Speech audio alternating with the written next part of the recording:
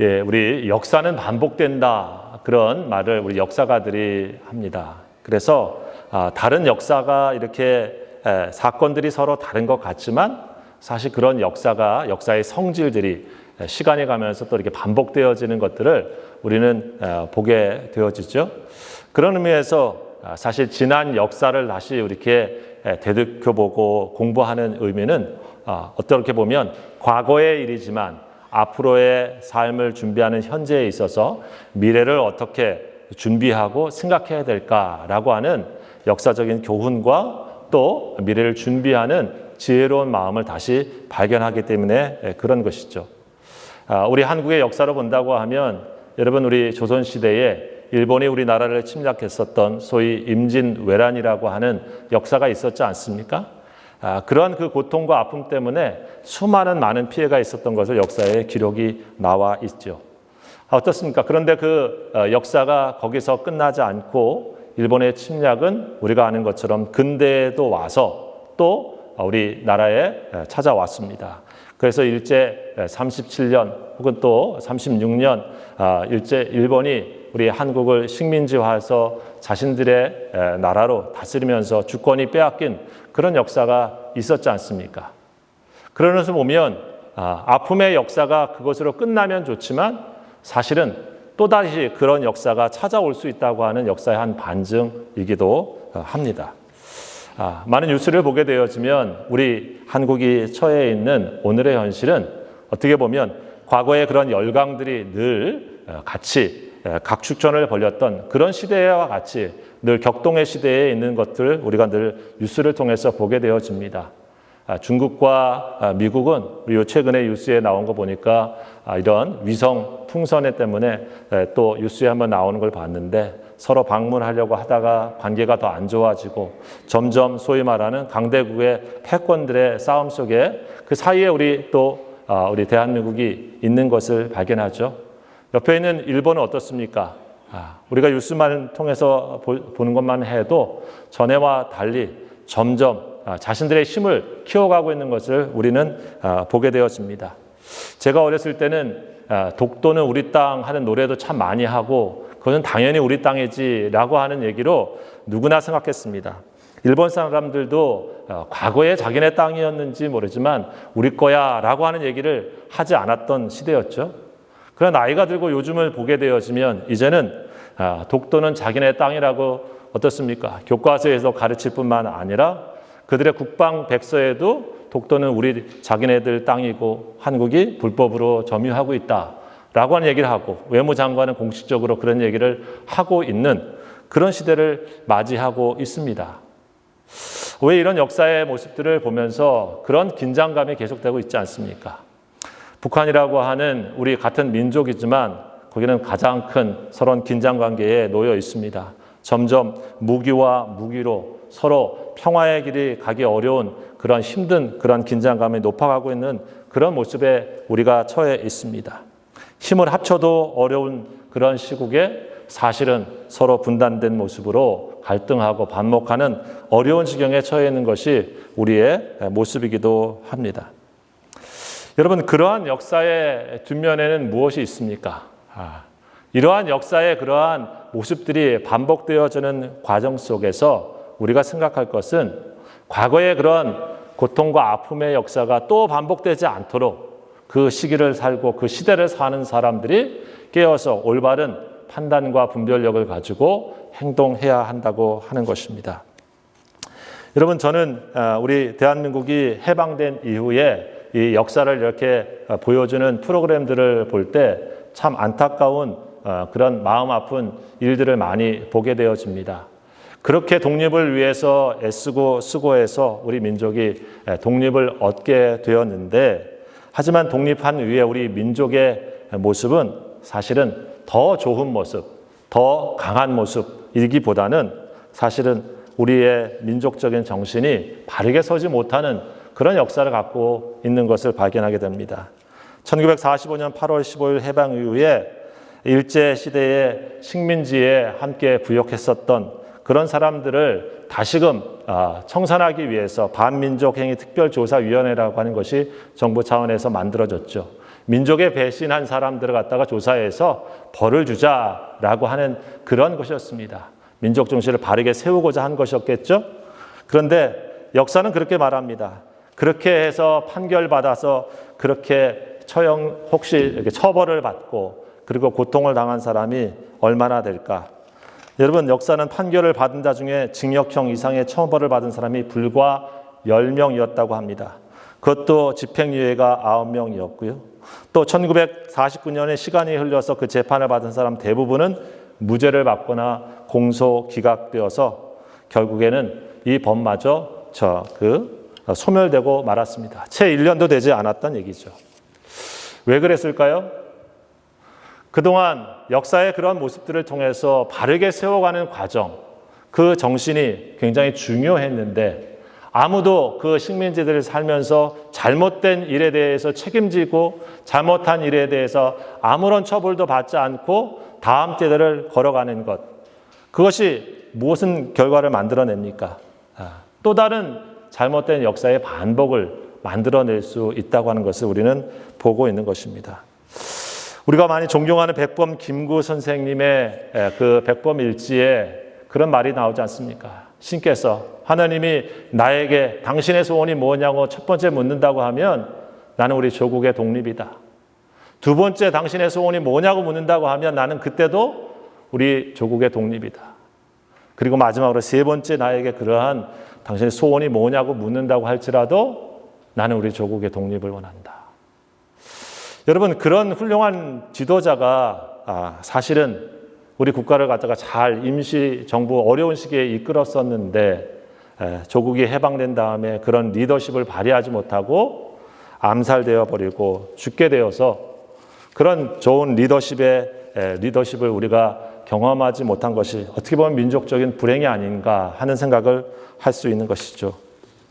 여러분, 이런 역사의 얘기를 하는 것은 그런 역사의 중요한 리더가 제대로 된 과거를 다시 한번 반추해서 오늘의 모습 속에서 나아가야 될 방향을 바르게 제시하고 또 그렇게 바른 믿음의 걸음을 갈 때 사실은 개인도 살고 가정도 살고 공동체도 건강하게 살고 나라도 민족도 살 수 있기 때문에 그런 것입니다. 우리가 오늘 읽은 이 에스라서라고 하는 이 말씀의 시작은 어떻게 되고 있냐면 이 배경이 이스라엘 백성들이 북쪽, 남쪽 다 망한 다음에 우리가 지난번에 봤었던 다니엘과 같은 시대, 즉 바벨론이라고 하는 이 제국에 의해서 마지막 남쪽 유다가 망하여서 그들이 포로로 다 잡혀가가지고 그 생활을 무려 70년 동안 하게 돼 있었습니다. 다 하고 나서 오늘 그 70년이라고 하는 시간이 끝난 다음에 일종의 우리 종살이죠. 식민지 생활을 그렇게 하다가 자기 땅을 떠나서 하다가 이제 다시 이스라엘 땅으로, 이 팔레스타인 땅으로 돌아오게 되는 얘기가 오늘 이 에스라 얘기입니다. 그래서 이 에스라서는 지난 그 포로기의 역사, 식민지의 역사를 갖다가 생각해 보면서 우리가 왜 우리에게 주신 것들을 잃어버렸지? 우리에게 주셨던 하나님의 귀한 것들을 우리가 왜 잃어버렸지? 생각하면서 다시 하나님이 주신 좋은 것들을 다시 회복하게 위한 회복이라고 하는 주제가, 그리고 새롭게 재건하는다고 하는 주제가 이 말씀에 써 있는 에스라서입니다. 그래서 에스라는 우리가 잘 아는 것처럼 학사이면서 대제사장이었죠. 그래서 여기에 이 에스라서를 읽게 되어지면 하나님께서 이스라엘 백성들에게 잃어버리게 하셨던 것들을 다시 회복하게 하시는 그런 회복의 책이고 그 과정이 어떻게 이루어지고 있는지를 보여주신 말씀입니다. 여러분, 이스라엘 백성들을 우리가 성경에 보게 되어지면 그들에게 가장 중요한 것 세 가지를 꼽는다고 하면 뭐냐면 첫 번째는 땅입니다. 하나님께서 이스라엘 백성들에게 땅을 주시죠. 땅은 기업이고 약속해 주신 하나님의 통치가 이루어지는 하나님의 나라와도 같은 것입니다. 아브라함을 이끌어서 이 가나안 땅으로 오게 해가지고 그 땅을 주신다고 하는 약속 하시게 되어지는데, 여러분, 우리가 요즘 목사님 통해서 출애굽기 말씀을 듣고 있는데 애굽에서 나와가지고 결국 가나안 땅을 차지하지 않습니까? 하나님께서 그들에게 이방들이 차지하고 있었던 가나안 족속을 몰아내고 땅을 주셨죠. 그런데 어떻습니까? 하나님의 통치가 이루어지는 땅에서 이스라엘 백성들은 천년만년 살아야 되는데 그 땅을 누리지 못하고, 사실 우리가 지난번 옆에 일어난 아수르 제국, 그 다음에 일어난 바벨론 제국이라고 하는 제국에 의해서 이 땅에서 그들은 멸망하고 쫓겨가고 포로로 땅을 잃어버리게 됐습니다. 그래서 하나님께서 이 땅을 회복하시는 것이 굉장히 중요한 주제입니다. 왜냐하면 그것은 우리로 말하면 하나님의 통치를 받는 하나님의 왕국, 하나님의 나라를 잃어버리고 있는 하나님의 백성과 같은 거예요. 거기를 차지하고 거기를 다시 회복하는 게 중요한 것이죠. 그래서 이 에스라서에 그들이 다시 팔레스타인으로 돌아온다라고 하는 것은 역사적으로 보면 민족의 땅을 회복하는 것이겠지만, 신앙적인 영적인 의미로 보면 저들에게 다시 하나님의 직접적인 통치가 이루어지는 그 땅의 모습이 그들의 삶에서 회복되어지는 모습을 그들에게 말씀해주고 있는 거죠. 두 번째 중요한 가치가 뭐냐면 그들에게 성전이 중요합니다. 여러분, 이스라엘 백성들에게 이 구약을 읽어보십시오. 성전이 어떤 곳입니까? 하나님과 이스라엘 백성들이 만나는 곳이에요. 하나님의 백성이 이 가나안 땅에서 사는 것에서 끝나지 않고 하나님과 함께 교제하면서 예배하면서 그분과 함께 사랑을 나누면서 예배하고 있는 것, 그것이 바로 성전인 거죠. 근데 어떻습니까? 그들이 그 성전을 잃어버렸어요. 성전이 다 무너져 버렸습니다. 그게 이 바벨론에서 우리가 다니엘 시대에 봤었던 모습이죠. 다니엘이 그래서 그 예루살렘을 향해서 계속 3번씩 기도하고 있습니다. 성전이 무너졌기 때문에 하나님과 그들이 만나는 삶이 무너져 버렸다고 하는 것입니다. 하나님께 드려진 제사와 같이 그런 모습이죠. 그것이 무너져 버린 거예요. 성전의 모습은 그런 의미에서 하나님과 함께 연결되어 있는 예배자인 거예요. 뭐 성전이 없으면 어때? 이렇게 지금 우리는 생각할 수 있겠지만 마치 그것은 하나님을 만나는 장소, 우리로 말하면 커넥션이 없어진 것과 같아요. 요즘으로 말하면. 그렇죠? 뭐 인터넷이 아무리 좋으면 뭐합니까? 우리하고 연결이 안 되면 아무런 데이터가 오지 못하는 것처럼 이 성전이라고 하는 것은 요즘으로 말하면 하나님과 우리와 만나는 그런 곳이에요. 그렇죠? 우리가 지금 예배라고 하는 이 교회 공동체에 와서 하는 것이 무엇입니까? 목사님의 말씀을 듣죠. 성도들과 함께 교제도 하죠. 하지만 깊이 우리가 보게 되어지면 이 성전 가운데서, 이 예배 가운데서 함께 하시는 하나님과 함께 우리가 연결되어서 다시 한번 하나님의 임재 속에서 있는 시간이에요. 내 삶의 초점이 그런 하나님과 함께 연결되어서 회복되어지고 주님의 음성을 듣고 나를 하나님께 드리는 그런 가운데서 하나님과 함께 깊은 마음과 뜻과 심과 정성과 성품을 다해서 서로 사랑을 나누는 그런 연애의 장소와 같은 거예요. 연인으로 보면. 자, 그런데 어떻습니까? 이스라엘 백성들은 그 성전을 잃어버렸어요. 왜냐하면 하나님과 만나야 될 성전의 장소가 딴 여자가 더 나온 것 같아요. 사랑하는 사람 한 명과 함께 만나야 될 장소에 뭐가 있습니까? 바알이 있는 거예요. 다른 신들과 내가 다른 신들과 섬기면서 다른 나에게 풍요를 주는 그런 신들과 함께 이 가나안의 성전이 타락해 버립니다. 하나님만을 섬겨야 되는 성전이 어떻게 됐습니까? 남쪽 북쪽으로 나누어지면서 북쪽에 이게 하나님 성전 거야 하면서 여로보암은 자기만의 성전을 또 만들었잖아요. 그렇죠? 정치적인 곳이 되어버렸습니다. 세속적인 것이 되어버렸어요. 하나님이 아니라 자신의 권력의 탐욕에 이용되어지는 장소로 바뀌어져 버렸습니다. 여러분, 그렇게 종교적으로 정적으로 타락하니까 성소가 있을 필요가 없는 거죠. 그런 것은 성소가 더 이상 의미가 없는 곳이 되고 말았습니다. 하나님이 사실은 그것을 이방 군대들을 통해서 다 무너뜨린 것과 같습니다. 여러분, 그런 성전을 잃어버렸어요.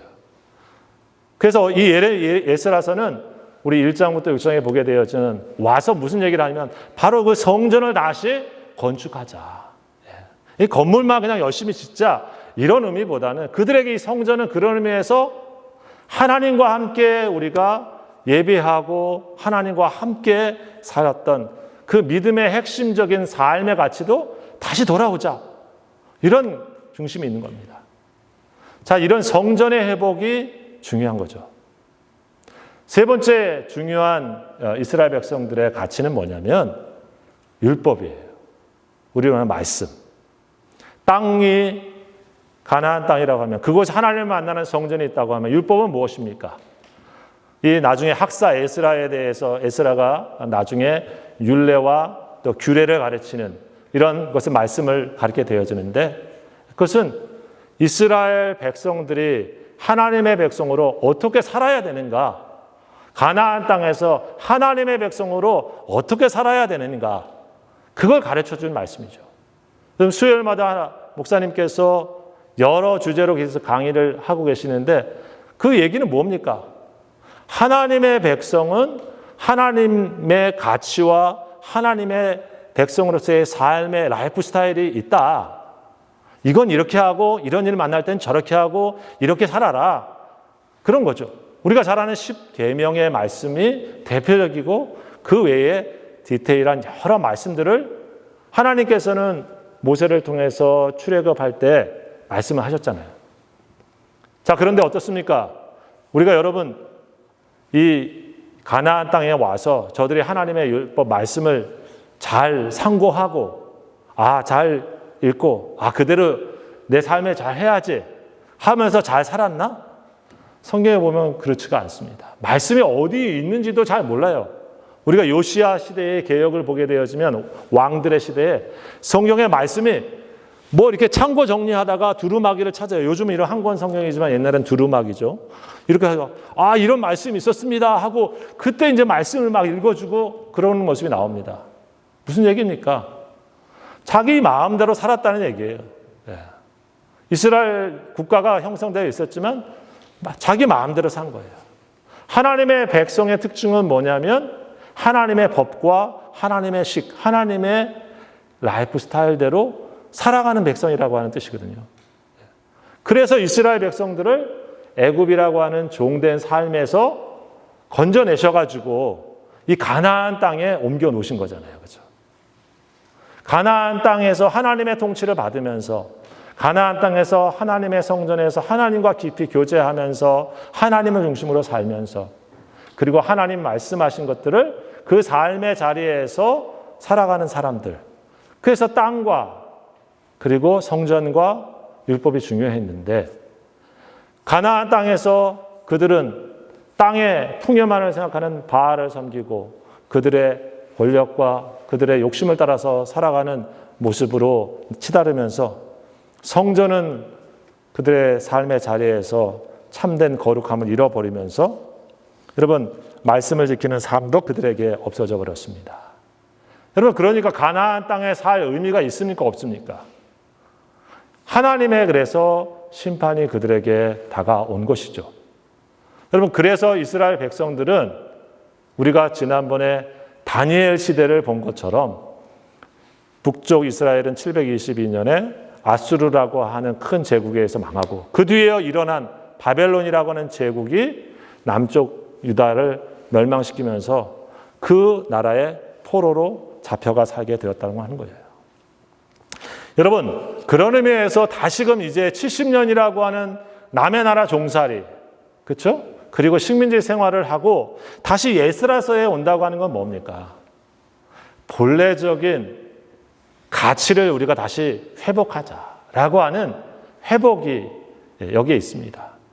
하나님 앞에서 우리 민족을 재건할 뿐만 아니라 우리 민족이 살 길은 사실은 하나님 안에서 그러니까 우리가 하나님의 통치를 받는 하나님의 백성답게 다시 살아야 되고 우리가 성전을 다시 짓는다고 하는 것은 하나님을 참으로 경외하고 하나님을 사랑하는 사람으로 예배하는 성전의 백성으로 살고 그리고 우리의 생각과 우리의 욕심과 우리의 기준이 아니라 하나님의 말씀대로 사는 백성으로 우리가 다시 회복하자. 그것을 위해서 하나님 누구를 쓰시는 겁니까? 지금 이 에스라와 같은 리더를 쓰고 있는 것이죠. 여러분 이러한 이스라엘 백성들의 그들이 가야 될 원래의 가치의 민족 정신, 어떻게 보면 그들에게 있었던 하나님의 비전이 바로 세워지지 않는다고 하면 가나안 땅에 와 있는들, 또 성전을 아주 멋지게 솔로몬같이 짓는들 무슨 소용이 있겠습니까? 여러분, 그것이 보여주고 있는 것이 무엇입니까? 이스라엘 역사가 사실은 우리가 에스라서를 보지만 전체 역사를 보면 다시 또 그걸 잃어버리는 그런 모습을 우리가 반복해 보고 있지 않습니까? 하나님의 말씀인 율법을 그들의 삶의 가치로 받으면서 사는 게 아니라 그것을 가지고 자랑하며 외식하는 바리새인들이나 그것을 가지고 남을 정죄하는 사람들이나 그리고 말씀의 가치와는 상관없이 욕심을 따라 살아가고 있는 당대의 정치인 사두개인들이나 어떻습니까? 또 거대한 헤롯 성전을 지었지만 그 성전에서는 하나님과의 깊은 만남이 있는 것이 아니라 예수님 당시에 보게 되어지면 거기에서 돈으로 장사하고 하면서 세속의 이권들이 다 모여있는 그러한 성전으로 여전히 타락하고 말았죠. 여러분 어땠습니까? 그래서 다시 예루살렘은 AD 70년경에 그 성전이 하나도 남지 아니하고 다 무너져 버립니다. 그들은 다시 그 땅을 떠나게 되어지고 세계 각국에 흩어지고 말았죠. 성전은 또 무너지고 없어져 버렸습니다. 여러분, 그런 의미에서 우리는 우리의 역사를 다시 한번 살펴보면서 우리 하나님의 백성으로 살고 있는 우리에게 이 세상의 삶 속에서 우리가 서 있는 자리 속에서 하나님의 말씀을 다시 경청할 필요가 있는 것입니다. 여러분, 에스라서는 방금 말씀드린 그런 의미에서 하나님의 백성으로서의 그들의 땅, 하나님의 통치받는 삶의 모습의 회복과 또 하나님과 예배하는 자로서의 진정한 성도의 모습, 그리고 주님의 말씀을 삶의 가장 큰 중심과 가치로 살아가는 말씀에 붙잡힌 이스라엘 백성들, 하나님의 백성으로서의 삶의 회복이 우리들에게 지금 필요한 것이 아니냐, 이 말씀을 하고 있습니다. 그렇습니까? 우리도 사실 그런 시대에 살고 있습니다. 우리가 코비드라고 하는 시대를 사실 겪고 있지만 이제 그런 시대를 겪으면서 우리는 사실 진정 하나님의 통치 안에 있는 하나님의 백성으로서 내가 진정 있어야 될 모습을 잃어버린 것은 아닌가? 우리가 정말 회복해야 될 나의 신앙의 모습은 없는가? 우리가 다시 한번 도전하고 생각해 보게 되지 않습니까? 여러분, 에스라서는 그러한 하나님의 은총 안에서 이루어지는 하나님의 백성의 회복을 주제로 말씀을 전하고 있는 것이죠. 여러분, 그래서 에스라서는 크게 내용적으로 보면 두 부분으로 나누어집니다. 1장에서 6장까지는 포로된 삶에서 다시 돌아오게 되어지는 것, 다시 돌아오는 것, 제자리로 돌아오는 모습입니다. 그리고 그곳에 성전을 다시 재건하고 성전을 다시 짓는 그런 모습이에요. 7장부터 10장은 그 포로 귀환이 한 번에 다 이루어진 것이 아니라 또 2차로 또 돌아옵니다. 그때 누가 돌아오냐면 우리의 주인공인 지금 에스라가 돌아오죠. 와서 그는 특별히 성전의 건축과 함께 말씀으로 이스라엘 백성들을 가르치면서 신앙의 내적인 운동을 전개합니다. 그리고 그것이 다 회복되어지는 모습을 전개하고 있는 것이 이 후반부의 말씀인 것이죠. 여러분, 오늘 그런 의미에서 우리 하나님께서 이스라엘 백성들을 어떻게 회복하시는가, 그 회복의 역사는 어떻게 지금 시작되고 있는가, 우리가 그것을 좀 살펴보려고 합니다.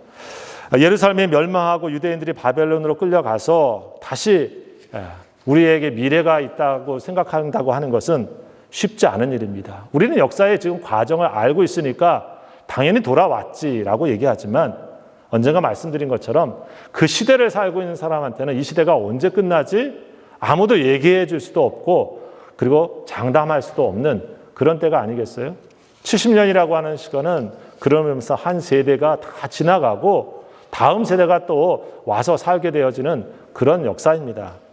그들에게 있어서 우리에 대한 미래가 있을 것이라고 하는 것을 발견하기 참 어려운 것입니다. 그런데 오늘 어떻습니까? 그 거대했던 바벨론 제국이 사실 얼마 가지 못하고 망해버리고 맙니다. 고대 세계의 얘기인데 여러분, 그래서 우리가 지난번에 봤죠. 이 바벨론 제국 다음에 어떤 나라가 등장하냐면 페르시아 시대가 등장하고 있는 거죠. 오늘 여기 성경에 바사라고 하는 왕이 바로 페르시아죠. 우리 옛날 한문 번역 발음으로 우리가 불란서라고 발음하듯이 요즘 프랑스지만은 그렇게 하듯이 옛날 우리 한자 문화였기 때문에 이제 바사라고 번역을 한 거죠. 실제로 페르시아, 요즘 바로 페르시아 왕국입니다. 페르시아 제국이 등장하고 있습니다. 이 페르시아의 초대 왕은 오늘 성경에 나와 있는 고레스, 키루스라고 하는 그런 왕이죠. 영어로 보면 키루스 혹은 사이러스라고 발음하기도 하는데, 이 왕이 이제 등장하면서 새로운 역사가 펼쳐지게 되었습니다. 오늘 말씀 1절이 그런 말씀인데요. 바사왕 고레스 원년에 여호와께서 예레미야의 입을 통하여 하신 말씀을 이루게 하시려고 바사왕 고레스의 마음을 감동시키심에 그가 온 나라에 공포도 하고 조소도 내려 이르되 라고 말합니다. 여러분, 역사의 어느 한 순간에 갑자기 이스라엘 백성들은 사실 언제 우리가 다시 고국에 돌아가지 이런 생각을 하지 못하는 때에 하나님께서 세계를 경영하시면서 역사의 수레바퀴를 돌리시는데, 그 가운데 바벨론 제국의 이 고레스라고 하는 왕의 등장과 함께 이스라엘 백성들이 자기 땅으로 가게 된 겁니다. 우리는 좀 당연하게 생각하지 하지만 사실 그렇게 당연하고 이렇게 쉬운 얘기가 아닙니다. 바벨론이라고 하는 제국은 앞선 그 바벨론 제국은 모든 민족들을 갖다가 다 막 이주시키고 그랬어요. 자기 땅에서 살지 못하고. 그 앞선 아수르라고 하는 제국도 더 다른 민족들을 갖다가 굉장히 큰 지역을 다스렸기 때문에 서로 소위 말해서 이렇게 섞고 또 같이 결혼도 하게 하고 그랬습니다. 아수르는 그래서 북쪽 이스라엘 백성들을 멸망시키면서 그 백성들을 잡아가거나 또 이주시켜서 사마리아라고 하는 지역이 지금 있죠. 그 사람들은 뭡니까? 같이 다른 민족하고 결혼하게 만들어가지고 민족성을 없애버리는 거죠. 섞어버린 겁니다. 그래서 자기 민족성을 없애게 만든 정책을 했었죠. 자, 바벨론은 그렇게 섞지는 않았습니다. 그러나 그 민족들을 갖다가 이주를 시켰어요. 자기 터전에서. 자, 그러고 있었던 것인데 이 페르시아 제국에 등장하고 있는 이 고레스 왕은 어떻게 정책을 폈냐면, 그는 이 앞선 제국과는 달리 관용 정책과 포용 정책을 펼쳤습니다. 그래서 자기 민족들이 다 자기 고향에 가서 살 수 있도록 다 그렇게 정책을 펴니다. 그리고 더 나아가서 어떻게 하냐면 자기들이 섬길 수 있는 신은 자기들이 섬겨라. 그 다른 신도 섬기게 합니다. 우리 그 민족을 다스릴 때 어떻습니까? 우리 민족의 정신을 갖다가 말살시키고 또 없애면서 그렇게 하는 정책을 식민지 가운데 펴기도 하지만, 이 앞선 왕국들을 통해서 이 페르시아 왕국을 다스리게 된 고레스는 그런 정책이 아니라 종교적인 것 너희 마음대로 해. 그래서 각각의 신을 섬길 수 있게 정책을 펼칩니다. 그러면서 한 가지 요구사항이 있는 거죠. 그 신들을 섬길 때 나를 위해서 기도해 줘라. 어떻게 보면 종교 다원주의적인 신앙, 여러 신을 섬기고 있으면서 그 신들이 자기를 축복해 주면 될 것 같은 그런 정도의 정책, 그런 신의 모습을 이 고레스는 펼쳤다고 볼 수 있습니다. 자, 그런데 여러분, 이 역사는 어떻게 이루어지고 있느냐? 이 고레스의 등장을 성경은 어떻게 표현하고 있습니까? 우리 1장 1절에 이렇게 얘기하죠. 바사왕 고레스 원년에 여호와께서 예레미야의 입을 통하여 하신 말씀을 이루게 하시려고. 뭐라고요? 하나님께서 선지자 예레미야를 통해서 하신 그 말씀을 이루게 하시려고 하나님이 어떻게 하셨냐면 페르시아의 왕 고레스의 마음을 감동하셨다. 여러분, 이것이 하나님의 역사 사관이에요. 사실 역사는 팩트가 있고 그 팩트를 해석하는 사관이 있는 거죠. 포인트 뷰가 있습니다. 그 무엇입니까? 고레스가 그렇게 한 것은 팩트예요. 역사적으로 고레스는 지금 대형 박물관에 보관되어 있는 것처럼 원통형 고레스 실린더라고 해서 거기에 고레스가 지금 우리가 이제 읽게 될 각 자기가 다스리게 된 모든 곳에 이렇게 칙령, 조서를 내려, 다큐멘터리를 내려가지고 왕의 명령을 내려서 각국에 다시 돌아가서 자기 신들을 잘 섬길 수 있도록 그렇게 해라. 이런 정책을 폈다고 하는 것이 실제 역사입니다. 자, 그런데 성경은 이 역사를 어떻게 말하고 있습니까? 역사의 표면에는 바로 그레스가 그런 일을 했는데 그 역사의 이면에는 무엇이 있냐면 하나님께서 이전에 이스라엘 백성들이 멸망하기 전에 마지막 시대에 살았던 그런 예레미야 선지자가 했었던 그 말씀을 하나님이 기억하셔가지고 그 말씀을 이루시려고 시대의 세력과 시대의 권력자인 고레스의 마음을 감동시키셨다라고 얘기하고 있는 것입니다. 여러분, 예레미야에게 하나님께서 어떤 얘기를 하셨습니까? 예레미야는 이스라엘 백성들이, 유대 백성들이 마지막에 멸망할 쯤에 그런 활동한 선지자죠. 그래서 바벨론이 침공해 올 때 남유다 저기 할 때 우리 항복해야 됩니다라고 그렇게 예언을 했었던 그런 사람이에요. 그래서 한마디로 그 시대의 사람들한테는 어떻게 했습니까? 매국노라고 막 공격을 받았겠죠. 그래서 막 린치도 당하고 고통을 당하는 게 예레미야에 나옵니다. 자, 그런데 예레미야에게 하나님 어떤 말씀을 주셨냐면 이 예레미야 선지자에게 예레미야서 29장 10절 이하의 그 말씀이 나옵니다. 여러분 나중에 한번 찾아보시면 제가 읽어드릴게요.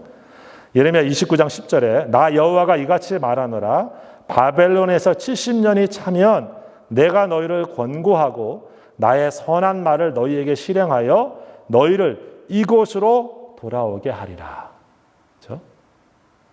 이 멸망되기 전에 하나님께서 예레미야한테 말씀을 하신 거예요. 너희가 바벨론에서 70년이 차면 내가 너희를 권고하고 나의 선한 말을 너희에게 실행하여 너희를 다시 이곳으로 오게 하리라. 하나님이 약속을 하신 거예요. 이 약속을 먼저 깨달은 사람이 누굽니까? 예? 에스라? 지난번에 배웠잖아요. 그죠? 다니엘. 그죠? 다니엘이 예레미야의 말씀을 다니엘서 9장에 보니까 읽다 보니까 바벨론 삶에서 자기 나름대로 성공하고 지냈지만 말씀을 읽다 보니까 예레미야에게 이게 언제 끝나나 내 인생 이제 다 끝나가는데 아이고 하나님께서 이렇게 약속을 하셨구나. 그때 다니엘이 깨달았잖아요. 그죠? 다니엘은 돌아오지는 않았지만 하나님이 그때 약속하신 것을 다니엘은 알았습니다. 그렇죠? 그리고 그 말씀을 깨닫고 다니엘은 하나님께 기도했잖아요. 오늘 이 말씀이 뭐냐면 그 말씀이에요. 하나님께서 예레미야에게 하신 말씀을 통해서 이 말씀을 하나님이 이루시려고 하나님 약속하신 것이니까 이루시려고 누구를 움직이고 계십니까? 세계의 권력자인 당대의 세계의 권력자 요즘으로 말하면 우리 푸틴이나 우리 바이든 같은 시진핑 같은 이런 급 이상이죠. 왜냐하면 황제니까 이거는 그 이상입니다. 그런 사람의 마음을 지금 하나님이 감동하셔가지고 move the heart 마음을 막 움직여가지고 그렇게 하셨다라고 말씀을 하고 있다고 하는 것입니다.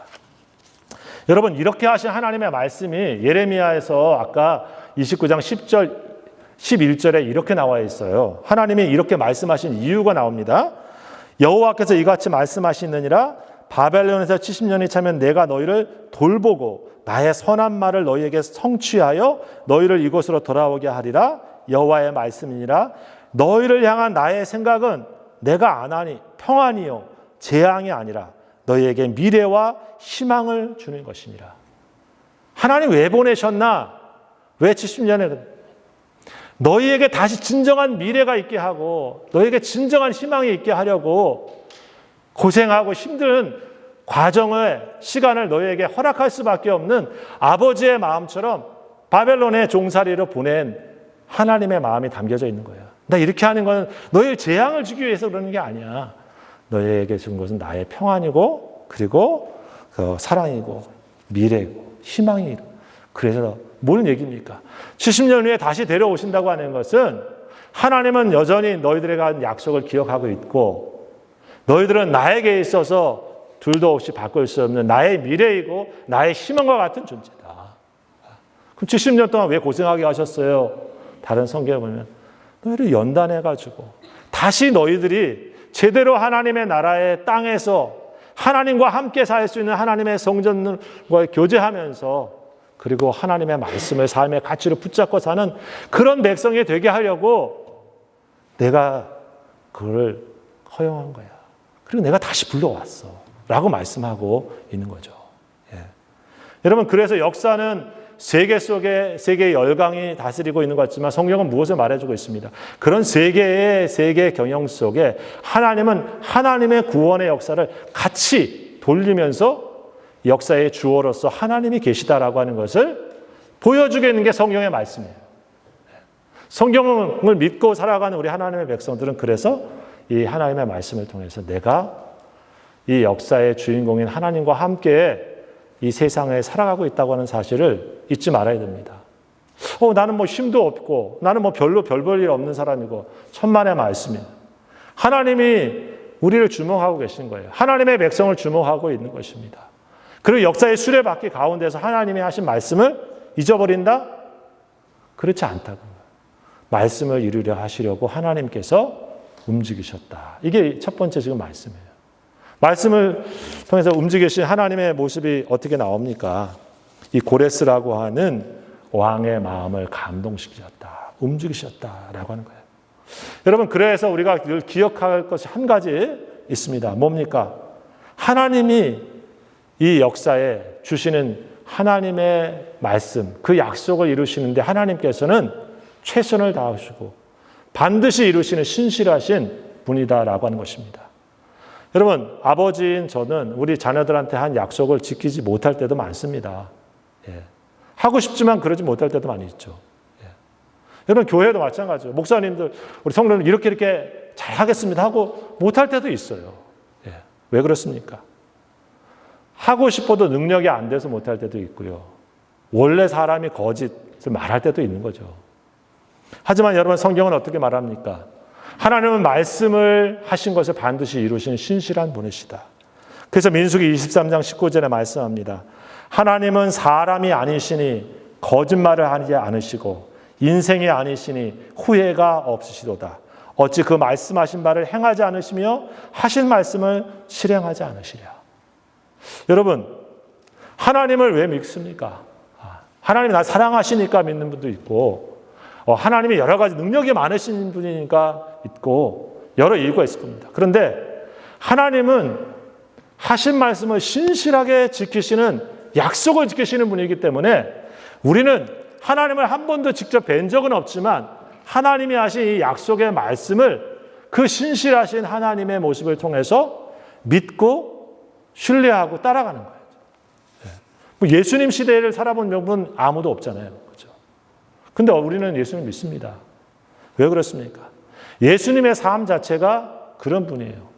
예수님은 말씀하신 대로 말씀대로 하시고 말씀대로 죽으시고 말씀하신 대로 살아나시고 그래서 사도 바울이 고린도전서 15장에 이런 말씀을 하고 있지 않습니까? 내가 받은 것을 먼저 너희에게 전하노니 이는 성경대로 그리스도께서 우리 죄를 위하여 죽으시고 장사 지낸 바 되었다가 성경대로 사흘 만에 다시 살아나시고 예수님은 말씀이시면서 말씀이 육신이 되시면서 그분 자신이 성경대로 하시는 분이에요.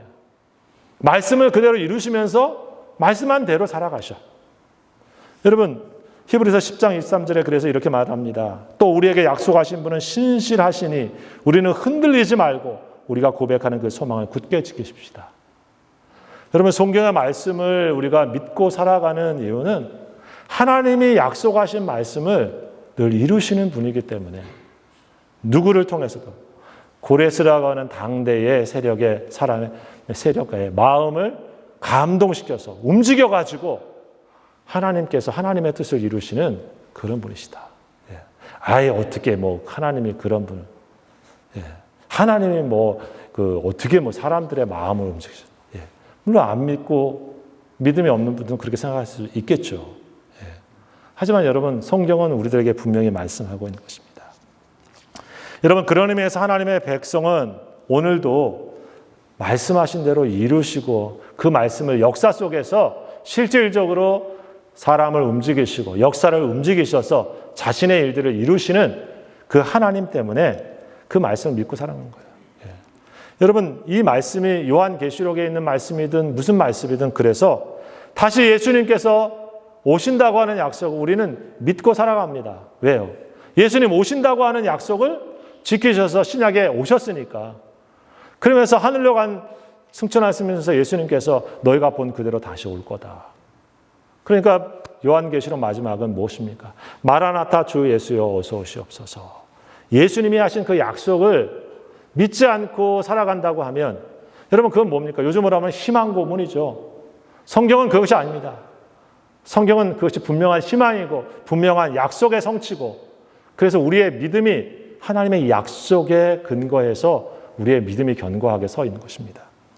마찬가지로 여러분 우리가 기도하는 일도 마찬가지입니다. 여러분 내가 원하니까 들어주시겠지 라고 하는 그런 차원보다 내가 간절하니까 들어주시겠지 라고 하는 차원도 있겠지만, 하나님의 약속의 말씀을 붙잡고 하나님이 약속하신 것이니까 우리에게 이루어 주십시오 라고 하는 그것보다 더 강력한 것이 어디겠어요. 여러분 그래서 성경에 우리가 기도할 때 성경의 말씀을 붙잡고 기도하는 것입니다. 여러분 그렇게 기도한 사람이 다니엘이에요. 9장에 보면. 그래서 하나님께 회개하고 간절히 기도했죠. 하나님의 역사는 그렇게 하는 사람들을 통해서 이 땅에 이루어지는 것입니다. 아까 읽어드린 그러한 예레미야서의 마지막 말씀은 무엇입니까? 우리 29장 10절에 보게 되어지면 하나님께서 너는 내게 부르짖어라. 내가 너를 만나주겠다. 내게 기도해라. 그러면 내가 응답하겠다. 하나님 그 약속하신 예레미야의 말씀이에요. 그대로 여러분 다니엘은 기도했죠. 그 역사는 지금 자신이 직접 여기에 와 있지는 않지만 이스라엘 백성들이 그 역사의 주인공으로 다시 회복되어지는 그런 경험을 지금 하고 있는 것입니다. 여러분 오늘은 말씀 서론이라 여기서 말씀을 정리하려고 합니다. 여러분 하나님께서는 오늘도 이 역사를 움직이시면서 우리가 있어야 될 참된 신앙의 모습으로 우리가 다시 서 있기를 원합니다. 민족이 회복되어지는 과정도 이와 똑같습니다. 땅을 차지해야 될 뿐만 아니라 그 속에서 하나님과 함께 살아가는 성전의 모습, 참된 성전의 모습, 그리고 그 하나님의 말씀을 붙잡고 살아가는 하나님의 백성의 정신, 그 삶이 회복되어질 때 그게 진정한 하나님의 회복하심이 이루어진다고 하는 것을 말해줍니다. 사랑하는 성도 여러분, 오늘 하나님께서는 역사를 움직이시면서 이 일을 갖고 가고 계십니다. 그것은 거대한 역사뿐만 아니라 우리 자신도 마찬가지예요. 우리 자신의 마음도 하나님께서 움직이실 때 여러분 그 움직이심에 우리는 반응하고 응답할 때 하나님의 역사의 도구에 우리가 쓰임받게 되어지고 그 역사에 참여하는 하나님의 사람이 될 줄 믿습니다. 우리 사랑하는 귀한 성도들이 이 예레미야서를 다시 들으면서 내가 정말 잃어버린 믿음의 자리는 혹시 없는가? 내가 잃어버린 하나님과의 관계의 자리는 혹시 없는가? 내가 하나님 앞에 누리고 또 하나님의 통치 안에 살아가야 되는 하나님의 땅의 백성으로서의 삶의 자리는 혹시 내가 잃어버리고 있는 것은 아닌가? 다시 한번 우리가 묵상하면서 에스라가 다시 회복의 역사를 이루는 것처럼 우리도 믿음의 리더와 함께 같이 신앙과 믿음과 또 교회와 민족이 회복되어지는 그런 역사를 함께 기도하면서 우리가 참여할 수 있는 우리 성도들이 다 되시기를 우리 주의 이름으로 축원합니다. 기도합시다. 아버지 하나님, 오늘 에스라서의 말씀을 우리가 시작합니다. 역사의 큰 고난과 아픔을 겪고 다시 제 자리로 돌아오려고 하는 이스라엘 백성들의 모습을 통하여 우리가 하나님 앞에서 잃어버린 신앙의 모습은 없는지, 우리가 정말 회복해야 될 신앙의 가치는 없는지, 하나님 말씀을 붙잡고 살아야 될 이스라엘 백성들이 하나님의 말씀을 다시금 회복해가는 과정과 삶의 모습들을 다시 한번 생각해 보면서 이 에스라서를 통해서 우리가 하나님 앞에 다시금 주님의 백성으로 회복되어지는 이 아름다운 한 해가 되어질 수 있도록 축복하여 주시옵소서. 예수님의 이름으로 감사하며 기도하옵나이다. 아멘.